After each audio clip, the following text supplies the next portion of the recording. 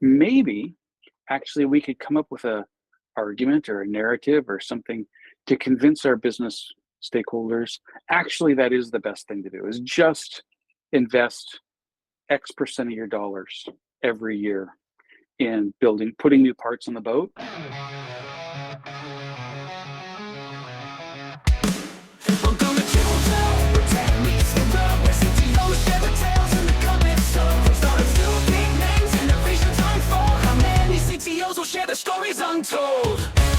I'm Brad Heftigal, that's Scott Porat, and this is the How Many CTOs Does It Take podcast. Don't forget to subscribe, rate, and review. Hit that, smash that subscribe button. Smash it. So you just mentioned to me that you had a topic that you wanted to talk about. What was your topic that you feel like you want to attack today? I want to not just today, for the rest of my life. There's actually three things in my mind where if somebody can solve these three things, and these three things are the following: measuring engineering productivity. Yep. Measuring the impact of tech debt. Mm-hmm. So that you can make a case one way or the other about addressing it. Sure. Or just, yeah, exactly. Just measuring. Quantitating the impact. Quantitating the impact of it. Mm-hmm.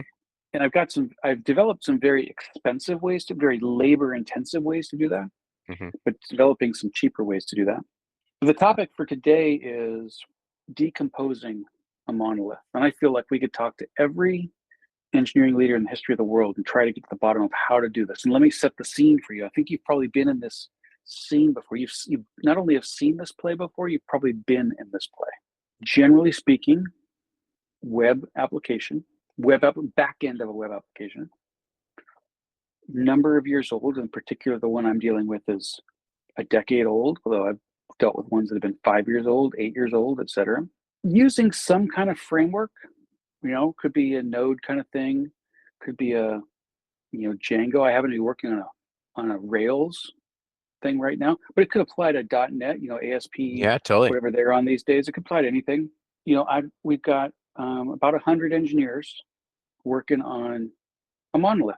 And when we say monolith, we're talking about a giant backend service that does many things, mm-hmm. that has been adapted and evolved over the years as a business has grown and changed. And it has a whole host of well-intentioned yet poor technical decisions, mm-hmm. and just plain old poor technical decisions, has reached the point where engineers say, hey, it just takes us twice as long to do everything. Yeah. Because there is so much tech that there's so many places where there are if-else statements because somebody wanted to hack something in, or where you have unintended consequences for, you change something here and it breaks something over there and no one knows why, et cetera, et cetera, et cetera. And so, the general strategy that I've seen is, hey, what are the two strategies? Strategy one is, we're going to write it from scratch. We're going to rewrite this thing. Second system could work, but it's really hard because you got a decade of requirements in there that nobody really understands. Right. Nobody even remembers them. None of the people work here anymore. Right. So takes a really, really long time to do that.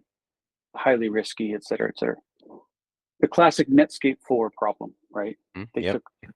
It's kind of a joke, but they took like 2 years to write Netscape 4, and what Internet Explorer came along and crushed them or something like that. Now Internet Explorer is dead. In fact, I used Microsoft Edge for the first time last night. That's beside the point. The other strategy is, we're going to incrementally rewrite this, and we're going to somehow create some separation of concerns, so that we don't have such a ball of mud, right? The classic ball of mud paper, spaghetti code. And, people try to do that either by enforcing boundaries within the monolith or by separating into different services or components that can be imported or things like that. There's a bunch of different strategies, but they ultimately try to reduce the complexity by creating some boundaries. Mm-hmm. And it seems like a slog. And there's one other thing that I've seen that's common in these systems. There's usually at least one, but usually a few kind of I'll call them God objects or octopus objects, Mhm. right? They have their tentacles into everything. Yep. It could be the user object, or if you have a transaction system, it could be the order object. Right? There's Mhm. a thing which like everything touches. Yep. And that tends to actually be the real bottleneck because nobody can actually figure out how to, that's the obvious first piece to take out. Oh, let's extract the order from Mhm. the system Mhm. so that it's really clean. But that's actually it's the most obvious thing to get out, or the user is the most obvious thing to get out. Those then become the hardest thing to get out because everything touches it. Yeah. So you actually have to take out all the other stuff first and just leave it there. But what then happens is you're just peeling off little parts that don't really make a difference. Okay, so I peeled off the address service. Well, whoop-de-doo, it like nobody ever touches the address service. So Right. it didn't like right. And and so people start to peel off the little parts around the edge. And then what you get is you still have the monolith. It's slightly smaller, but now you got new code in this new system that's nice and fresh and clean, but you still got the monolith. Yeah. And you can, unless your organization has a ton of resources and a ton of discipline, you put some effort into chiseling some stuff off, but you never really make a ton of progress. And it's a grind. I'm on my third company like this, by the way. Yeah, exactly. Well, okay, so first of all, it's funny because you started by saying, or you kind of mentioned to me recently, you've said, it's all about decomposing the monolith, right? Yeah. And that's the phraseology you use. And the example you're giving right now of the ball of mud is that it's a monolith ball of mud, and it's got like a God object or two in it, and so that's, the scenario that you've just described is kind of the state that you're in. Your starting state. That's the state. But I guess I want to double check something or challenge something. Like I've been in that same play where it wasn't a monolith, but it was a bunch of microservices. But it was the same ball of mud, and it was the same. There was a God object or multiple God objects that were over, they were, the areas of concern weren't well defined, and so I guess, is the problem actually the monolith, or is the problem the 10 years worth of poorly specified poorly specified business requirements that have basically been, glued and pasted and baling wired and bubble gummed together, whether it was a monolith or not? Yeah, it isn't necessarily that it's a monolith. I think the way I would say it is you have a system that is resistant to change, and it's resistant to change because it has Interdependencies. many areas that are tightly coupled. Yeah. So even if you just want to go do an ordinary feature, and the footprint of the system, whether it's a monolith or many services or whatever, is large. So if you want to go, and typically you got a lot of new people, right? Yeah. So because any organization that's 10 years old has a lot of new people, right? Totally. So if I'm an engineer and you want me to go add a simple feature, right? Hey, display the user's birth date, right? Mm-hmm. Well, why is it resistant to change?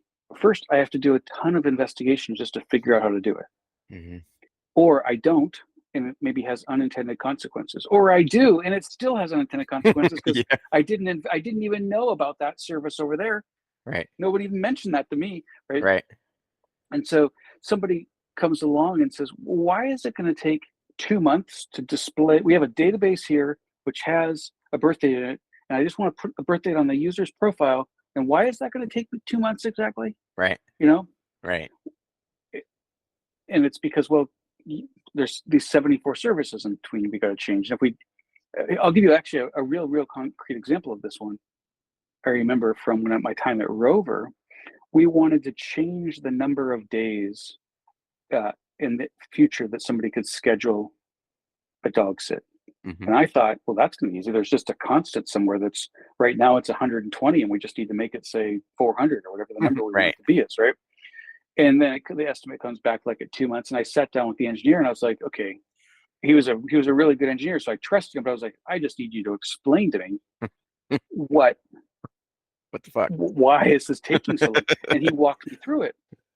And the answer was, I remember this number specifically, there were 21 places in the system that depended on this thing.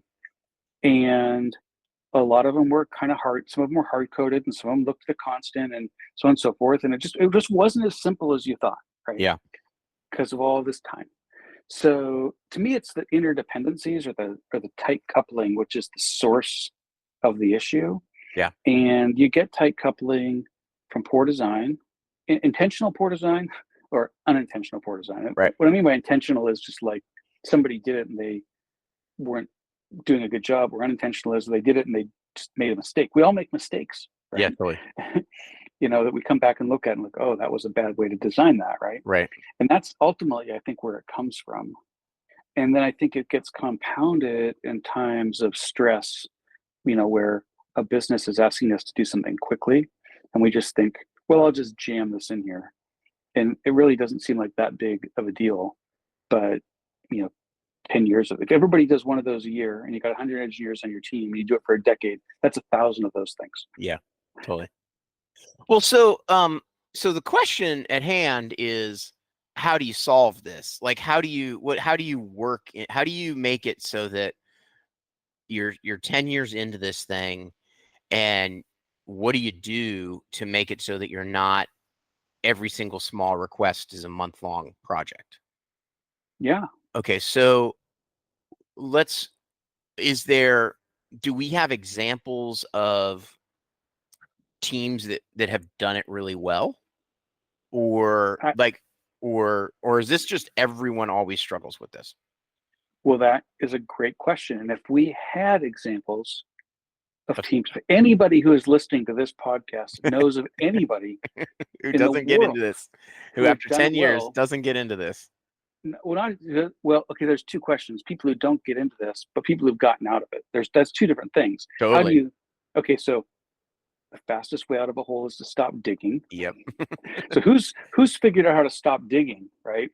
And at least get out of it. And that's a different question than how do you never get into it in the first place? Yeah, agreed.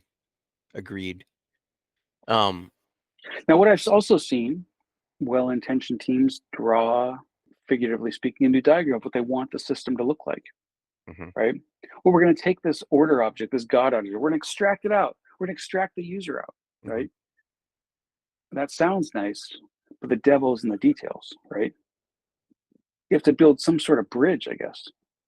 Yeah, and I think that's usually that tends to be the technique that most teams attempt, right? Is they pick you did a great job of teeing this up in the introduction, where it's like you kind of like pick the object that's the least constrained object, and you slice it and cleanly put it to the side, and you never get to the place where the over dependent object is the one you're attacking. So that's right, but because the most constrained object is the one that people use the most. right. There's one other thing I want to throw into this sauce, a little seasoning in the soup. I could be wrong about this because you mentioned the situation with having it be, a service-based architecture. I've seen this problem when you're using an ORM, right? It's so easy to just go connect this object to that object with an ORM because it's all behind the scenes. And then your whole system uses an ORM, but you want to extract one piece of it to say not use an ORM. Well, I've seen it in another example. I've seen it is somebody starts out where they're like, oh, well, we're going to like not get into this mess. We're going to keep ourselves from getting into this mess. And we've got this great idea. We're going to have I don't know, I'll pick some example.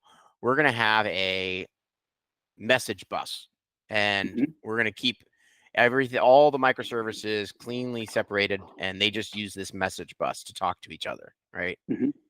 But then next thing you know, it's like the message bus is overly type specific, and the message bus becomes the thing that's over constrained. And oopsie, I added a new message type, but I didn't update all the other components to know that this new parameter exists on this message type, and boom, crashes the message bus, or all the components that didn't know about it start crashing, right?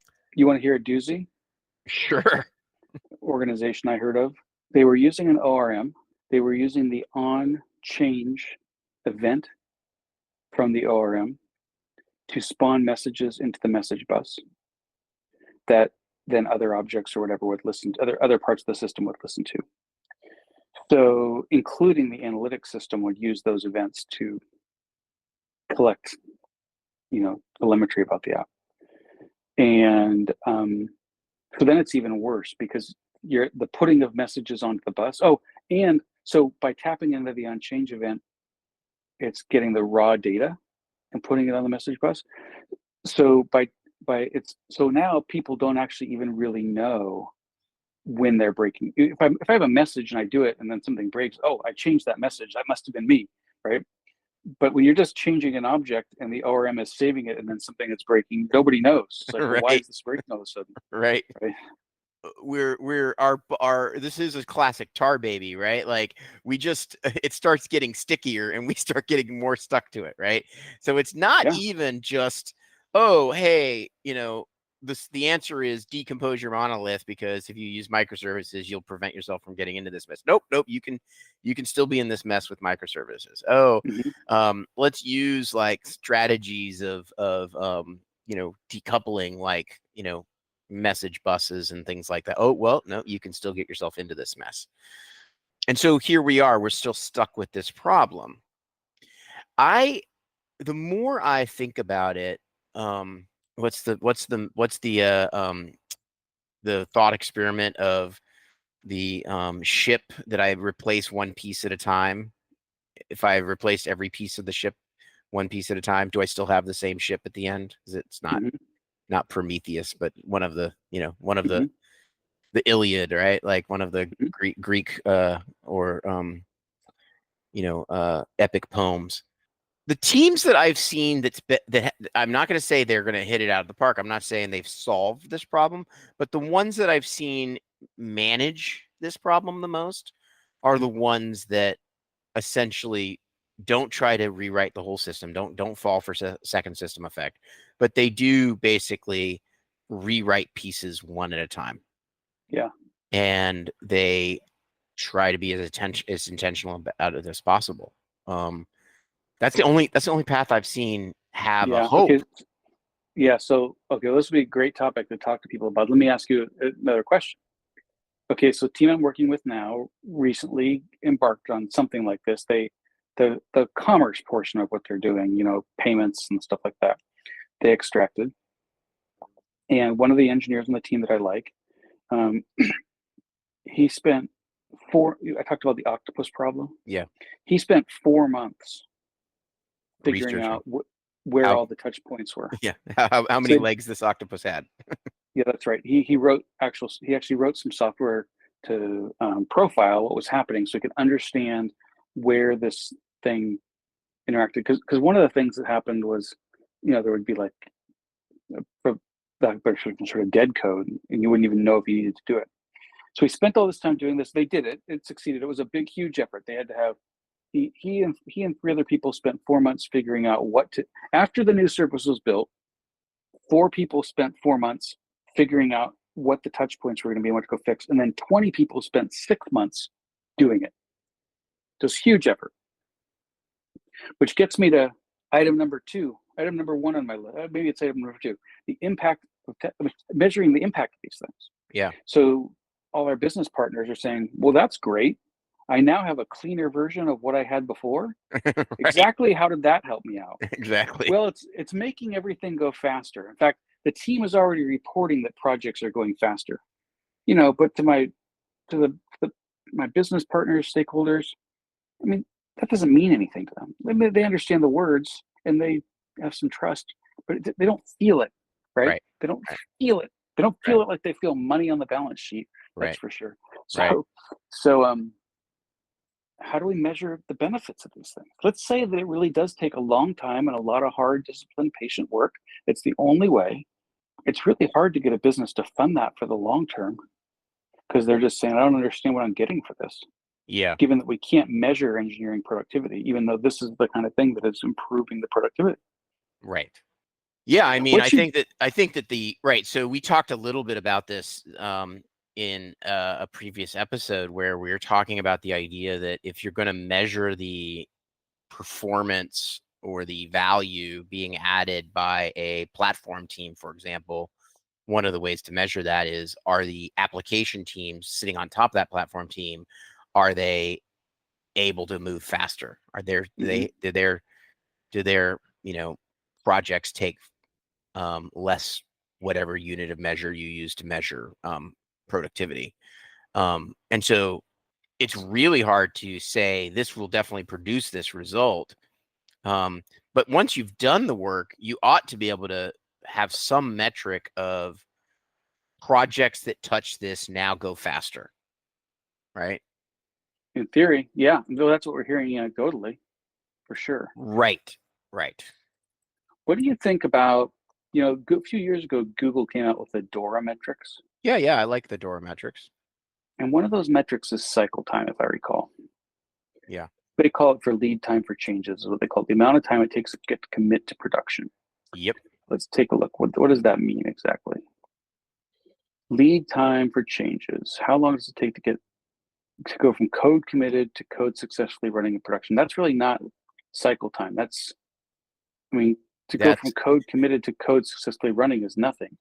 It's really like from someone has an idea to when the code is live. Yeah, exactly. That's what I want. I want like time from idea to production. That's what I want to measure. How do you think you would control for scope? A small idea and a big idea are different. Totally. Well, okay. I had this question for you. I remember sending this to you between our last two episodes. I was like, how do you I'm going to get to your question about Dora and how do you control for scope. I'm going to get there in a second. On a team of 100, right? Okay, so you're the CTO. You've been airdropped in. You're getting to know this team. There's 120 engineers there. Do all of your teams use the same process? Like, do they use the same metrics? Do they use the same whatever mechanism you use for, say, estimates, whatever mechanisms you use for tracking progress? Are all the teams using the same process? I can't tell you whether they are right now, but given my choice, they would be. Right. So the reason I asked that question is because one of the things I've seen often is the sort of like organic nature of the organization, or small d democratic nature of the organization, is you've somehow said, yeah, let the teams come up with their own processes, right? Yeah. And now you're sitting here at the at the CTO level, and you're like, well, I have no idea if team A is, I can't measure team A's performance relative to a benchmark because they're not even following the same process as the benchmark. So Right. I don't know, like what, like you're over there using story points, and everyone else is using, I don't know, t-shirt sizes, right? So now we have this problem where we don't even have the same language, right? That's right. Well, and what's interesting is that, so for that problem, I found a way to correct. How do you correct for that? To me, I could do 10 episodes on this.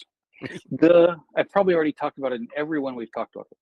To me, the key measurement is estimation accuracy. Right. And as a team, I don't really care how you want to estimate. I'm just going to measure how good you are at it, which is, when did you say you were going to get something done and when did it get done, right? And if you want to use planning poker, or you want to make numbers up, or you just want to let the boss put it on a schedule, it doesn't matter. When I say the boss, the team manager put it on a schedule, it doesn't matter to me. It does matter. I prefer that teams all do it the same way, but ultimately what matters is, were they accurate, right?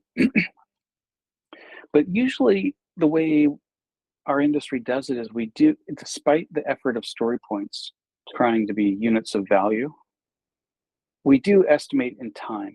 Let's say you've got this project, takes you 4 weeks, and now you're going to do some work so that a large project only takes you, you fix your system that's all broken. So you do some work so that a large project only takes you 2 weeks. That's fantastic. Yeah, it's great. You made a tremendous investment. But now when the next project that comes along, you're not going to call it a large project anymore. You're going to call it a medium project, right? Because it only takes you 2 weeks. Yeah. And so you'd like to be able to say, well, look, the engineering team did this work, and we used to only be able to do 10 large projects in a quarter, and now we can do 20 large projects in a quarter. Yep. But what happens is we used to be able to do 10 large projects, and we can still do 10 large projects. They happen to just be bigger projects, but we don't really get that signal, right? Because we adjust, it's like we don't really have a way of a unit of engineering work. We need that. We need the, what would we call that? A Gates? A clock, of course. No, I'm just kidding. 1,000 lines of code. Well, no, I look, get it. I get it. I was trying to think if that made sense, but it doesn't make any sense. It's the classic worst possible metric. Maybe we should call it a brook. Wasn't the Mythical Man Month, wasn't that Brooks? Oh, yeah. Didn't he write that? Maybe we should call it a brook. A unit of engineering work is a brook. Right. Well, okay. So I think that so let me just try to rewind and pull on the thread a little bit here. So, okay. So remember, we're starting with this challenge of how do we measure that the cleanup of the technical debt, the investment that we put into making this thing better? Why? How do we prove that that was useful? And the answer that I think we all agree is it should either fix a stability issue that we've been haunted by, or it should make us more efficient as an engineering team. It should reduce that cycle time. It should reduce that cycle time from idea to production. And Which is crazy, because if I have more ideas, the time is longer, right? If you can if you can do one idea a month, and I can do one idea a month, but you've got 10 ideas and I've got 2 ideas, your cycle time will be longer. Well, if I can get twice as many ideas done in the same amount of time that you can get an idea done, then I get twice as much work done, right? What if your ideas are half the size? The reason I have 2 and you have 10 is because mine are 5 times bigger. Well, this is the thing, right? Then now you have to have a way of measuring the value of the idea. Right? Value is interesting, because that's a subtle choice of word. You could have chosen size of the idea. No, value of the idea. I want to deliver more value to the customer more quickly. So that's what I want to do. It's incremental dollars per unit of time. Oh, holy shazal! Is the metric incremental? Is it essentially? I don't know if this is quite right. Is it revenue growth per engineer salary dollar? I mean, that's not a bad way of measuring, is it worthwhile? That would be the measurement for be should I build this software myself, or should I just buy something off the shelf? Right? Right. Basically, revenue per amortization of however I got the software built, right? Last year, we could generate $1 million of revenue with 10 people, and this year we can generate $2 million of revenue with 10 people. But it's a tricky one, because there are so many different factors that go into what caused that revenue to increase. Right? Well, another one of our problems here that we have to be honest with ourselves about is, what if the ideas coming out of our product team are just dumb ideas and aren't going to drive any revenue? That's what I was saying, is that there's a lot of things that go into that. It could be the dumb ideas. It could be the marketing. Maybe marketing did a better job this year. They had a better ad campaign, and they drove a bunch of revenue. There's a bunch of different reasons. It's really, really hard to connect it to revenue, or whatever metric it is. Right. Yeah. I mean, this is the fundamental. This is hard. Well, so I guess the question here is, given that this is definitely going to be hard, what are the areas that okay, so I want to throw this out, right? I asked you the probative question of, are all your teams even following the same process, right? Right. Yeah. And I think that's I mean, not only do you, what if you have teams that not only are not following the same process, but they're actually following a bad process? They're actually not doing something that if you were to set a breakpoint and look at what they're doing, you and every other reasonably experienced engineering leader would say, what are you doing? That's not the way to write software, right? How do we solve for that? It's just freaking I don't know if we're shaving a yak or pulling the thread on a sweater, but we're doing one of them right now. I mean, it's just all crazy. Well, I think this is, yeah. I mean, what do you do about that? I don't know about either. I mean, it's all intertwined. I guess let's just. Could I tweak the subject for a second? Yeah, totally.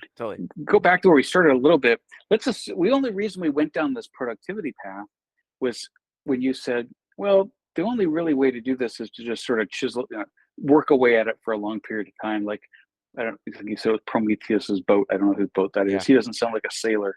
Doesn't sound like a sailing kind of situation. But if you don't make it like, the only way is to be like a sailboat and just carefully just go through the whole thing and replace every part one part at a time. And before you know it, you got a new boat, right?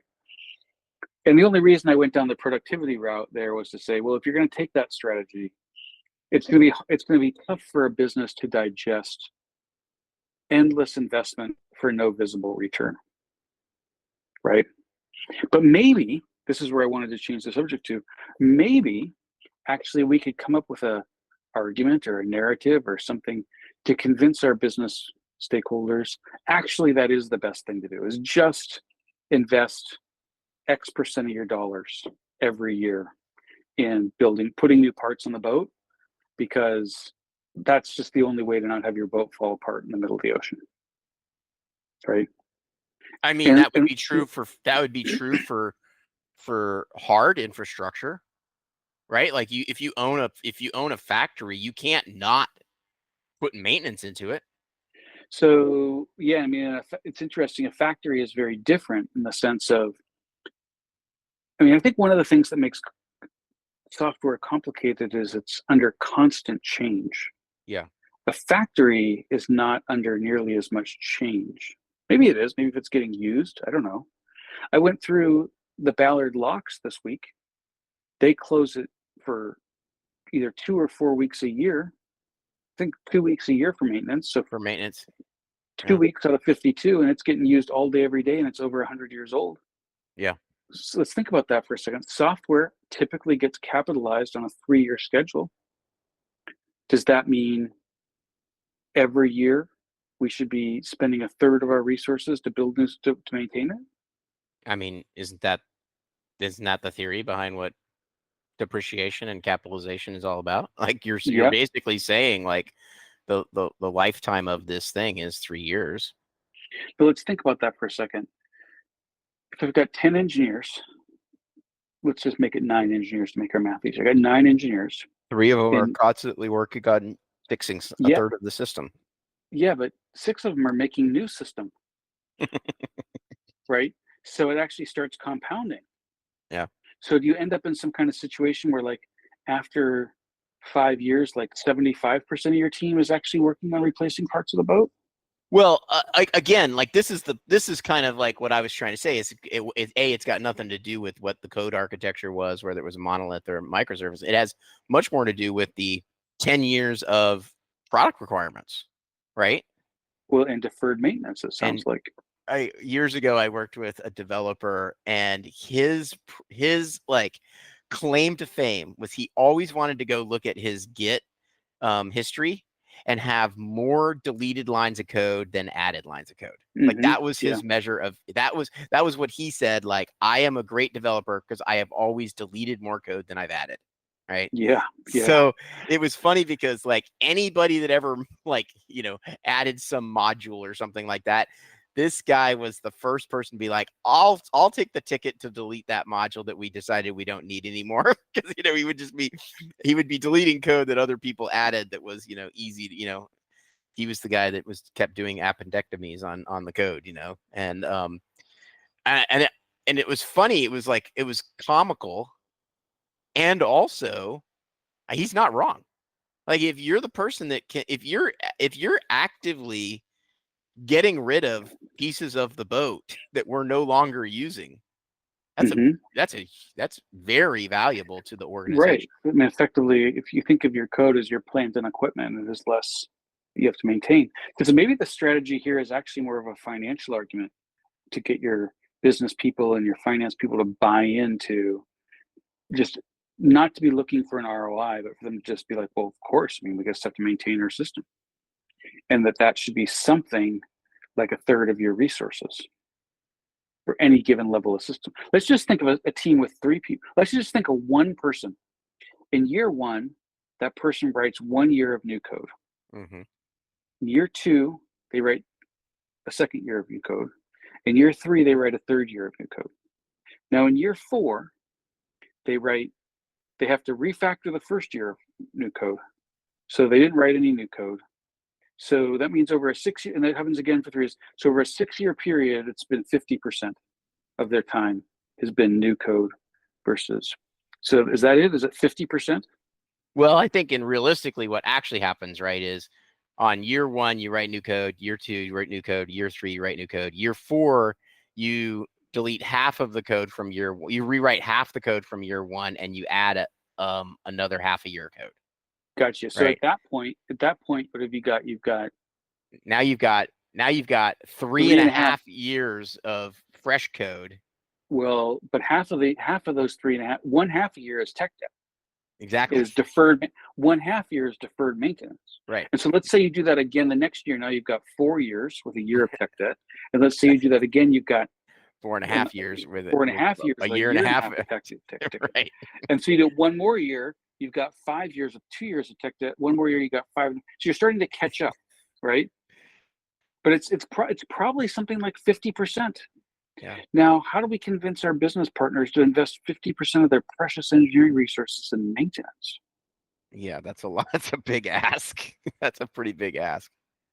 It is a big ask, but it's kind of the thing they need, right? And then if you're in a hole, if we're in that situation where you've got the 5 years of tech debt because you've been doing it that way, now you not only have to ask for the 50% to keep up, you gotta have more to dig out. Yeah. It's kind of insane. Well, and that's why what second system effect is really about is declaring bankruptcy, right? Yeah. Yeah. Like I'm just picking up and moving away from the factory that's got all the broken down equipment in it. It's just like when people tear down an old house, take their car to the junkyard instead of fixing it. Yeah, I'm notoriously bad. I try really hard not to ever let this happen at work, but my personal email inbox is just like, gets overloaded. I'm really horrible at zero inbox, right? And so every once in a while, I just declare inbox bankruptcy. I just like move all of the entire inbox into a folder called bankrupt inbox, and now I got a zero inbox.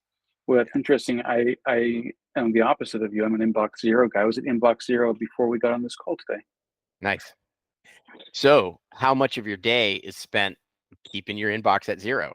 Not right? much. Well, that's good then. Maybe that's is there a clue here? Yeah. What's First the clue? Is don't send emails. Don't write new code. When you send emails, when you write new code, when you write new code, you have code to maintain. Don't respond to email. Don't respond to emails, because when you respond to emails, people think it's a way to communicate with you, and if you don't respond, they'll find other ways. No, I'm just joking. I would say the answer is I don't check email that often. I don't stay glued to it all day. And I have found some systems. I would be happy to talk about this at another time, but I've found some systems for processing quickly through a lot of email. Here's my point, by the way. I wasn't actually trying to raise the topic of email inboxes. Yeah. I'm saying is there a corollary there to the developer problem that we're facing? Right. Right. Like I just saw this really interesting meme on the internet. It was like a ADHD tip. Instead of putting it down, put it away. Yeah. Right. Like people that have ADHD, it's super hard. Like I put it down. Like my office is completely strewed with stuff. Right. No. Instead of putting it down, put it away. Right. So again, like I'm not trying to simplify the notion of strategies for dealing with ADHD, but I think there's an interesting corollary here between our problem of technical debt, right, is not dissimilar from the problem of inbox debt. No. But I'd say the concept that the difference is you can still receive email when you declare email bankruptcy, versus you don't have to go reconstruct all those messages and all those communications that somebody sent to you. You see what I'm saying? Yeah. Well, to me, this is the most interesting topic of our time. Right. If we Right. can solve this, we can solve climate change. That's just what I'm saying. Because it's the vexing problem that I see every organization getting into, and then they got to get out of it because their system. That's what I'm seeing now. In my third organization in a row, actually, really the fourth in a row. It gets to this point where the system's resistance to change becomes commercially impractical for the company. Right? Right. Essentially, they are becoming tech debt bankrupt, and Exactly. they're hiring us to get them out of bankruptcy to do a restructuring, as one might say, right? And the question is, how do you do it, right? And I hear you saying, hey, the only way to do it is to patiently go through bit by bit. And then Well, I and think, I think of and the other thing I don't know if I specify, I didn't put enough emphasis on this particular syllable, but I think that like um being willing to cut things yeah, is a really critical part of that, yeah, and right? people have a really hard time with that, really, Especially really when tough. they don't know what you're asking them to cut, right? Yeah, well, I would actually say there's even another hard thing in there. Well, while you're in there, Yeah, problem. right. Yes, Oh, go. well, if you're gonna be refactoring that thing, Hmm. could we just make this change to it? Right, right, exactly, exactly. That Um, that just makes it go backwards. Well, we got to get some guests on here yeah, that have to that have tackled this problem. either succeeded or failed and help us figure out how to do it. I love it. I love it. I will say one thing. A company that I was at, haven't been there for several years, but about 6 or 12 months ago, somewhere that time frame, the CTO did call me. I was talking to him, the new guy, and they had been trying to refactor one of their mobile apps, and he called to tell me they were done. And it took us. We had started together, and it took 4 years to Wow. do a mobile app. Wow. Yeah. So it takes time. Yeah. It's hard. It's way easier if you basically start with a fresh slate of requirements. Like, Yeah. and you go, I don't care about the old requirements. I'm starting fresh with my requirements. And that gives you a ton of freedom if you can do that.